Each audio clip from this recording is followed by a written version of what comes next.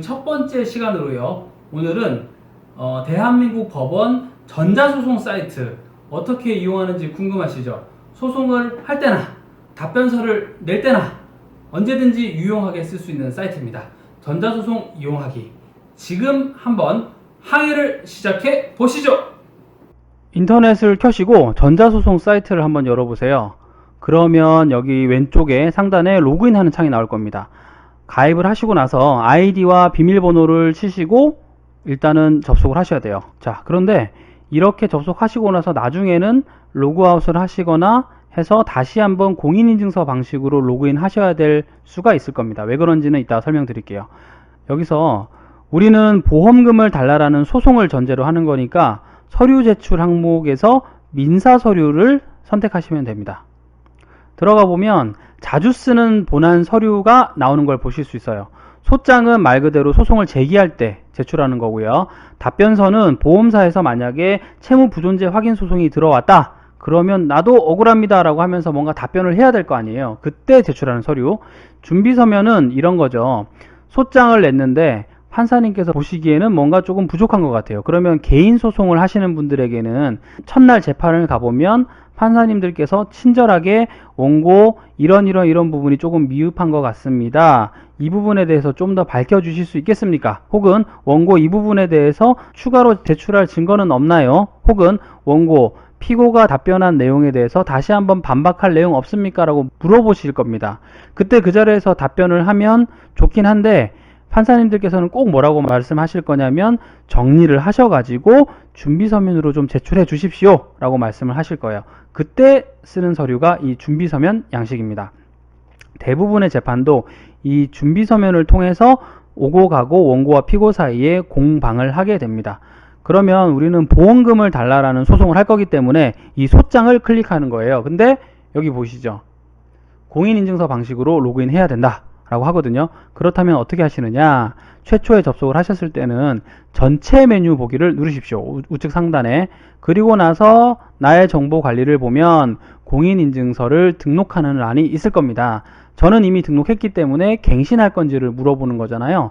그러니까 저는 다시 한번 여기서 로그아웃하고 공인인증서 방식으로, 등록해 놓은 공인인증서 방식으로 다시 한번 접속해 보겠습니다.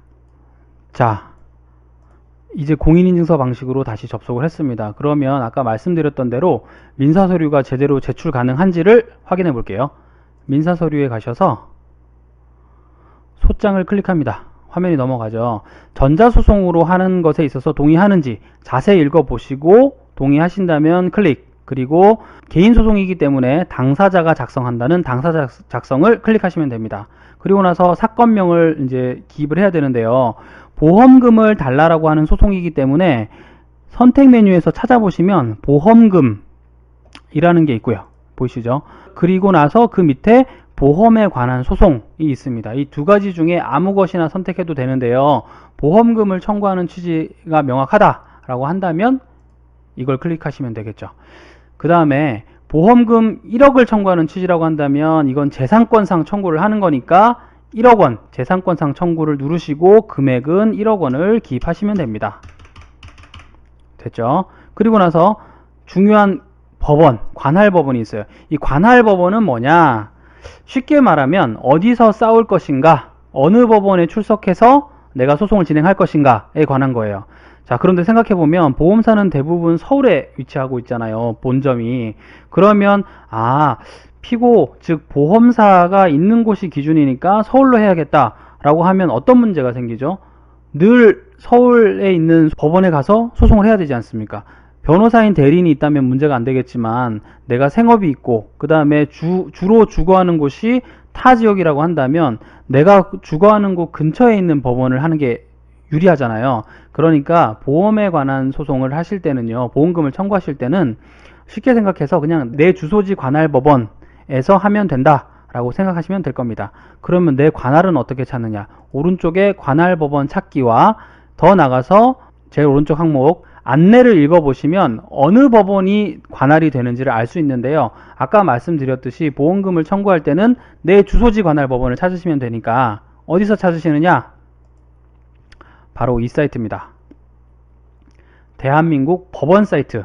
여기서 각급 법원을 클릭하세요. 그리고 나서 오른쪽 상단에 관할법원 찾기를 누르십니다. 그리고 나서 제가 있는 부산 쪽, 부산광역시, 그리고 동래구다 라고 한다면 동래구를 클릭하시면 하단에, 제일 하단에 관할법원, 부산지방법원이라고 이렇게 뜨게 됩니다. 만약에 사시는 곳이 부산의 강서구다 라고 한다면 부산에는 3개 법원이 있죠. 동부 본원, 그리고 서부, 부산지방법원, 서부지원. 강서구면 부산지방법원, 서부지원이 관할이 되는 겁니다. 아셨죠? 대한민국 법원 사이트에서 확인하실 수가 있습니다. 자, 그러면 다시 돌아와서 부산 강서구가 내 주소지다라는 가정하에 부산지방법원 서부지원을 선택하시면 됩니다. 그리고 나서 당사자를 입력하시면 됩니다. 당사자는 뭐냐? 소송을 할 사람, 즉 소장을 제출하는 사람은 원고, 소장을 받아보게 되는 사람은 피고가 되겠죠. 원고 자연인, 자연인은 말 그대로 그냥 사람, 법인은 법인을 얘기하는 겁니다. 법인이면 사업자 등록번호 또는 법인 등록번호를 쓰시고, 자연인이면 주민번호, 그리고 당사자 주소, 그리고 전화번호, 이메일 등을 쓰시면 되는데, 다 쓰시고 나서 이메일을 쓰시면 좋은 게 뭐냐면 소송 서류 모두가 접수되고 또 혹은 상대방이 제출한 서류를 내가 받아보고 할 때 서류가 접수됐다라는 걸 이메일을 통해서 알려줘요. 그러니까 이메일을 등록해 두시면 쉽게 소송 서류가 오고 가는 것들에 대해서 알 수 있고요. 더 나아가서 추가적인 등록을 하면 또 해당 휴대폰으로 문자도 알려주게 됩니다. 이제 그 다음이 가장 중요한 청구 취지 그리고 청구 원인인데, 이건 다음 시간에 제가 자세하게 설명드릴 수 있도록 하겠습니다. 여러분 어떠셨나요? 전자소송 사이트 이용하는 방법 도움이 되셨나요? 도움이 되셨다면 좋아요와 구독을 눌러주세요. 다음 시간에는요, 청구 취지 그리고 청구 원인, 이게 중요하니까 그 부분에 대해서도 자세하게 설명드릴 수 있도록 하겠습니다. 아무튼 오늘 도움이 되셨다면 좋겠고, 다음부터는 늘 궁금한 사항을 댓글로 물어봐 주시면 친절하게 답변 드리겠습니다. 다음 시간에 또 만나요. 보물선TV 캡틴 존이었습니다.